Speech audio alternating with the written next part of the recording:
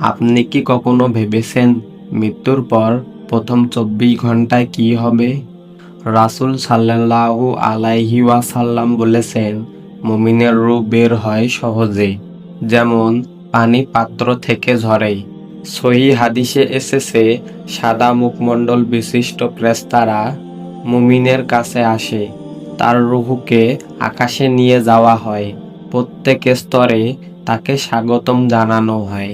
দাফনের পর দুই ফেরেশতা প্রশ্ন করে, তোমার রব কে? তোমার দিন কি? তোমার নবী কে?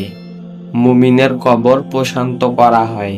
জান্নাতের জালনা খুলে দেওয়া হয়। প্রথম 24 ঘন্টায় নির্ধারণ করে দেয় কবরের জীবন কেমন হবে। আজকের ভিডিওটি দেখে আশা করি আপনার হৃদয়ে আলো এসেছে।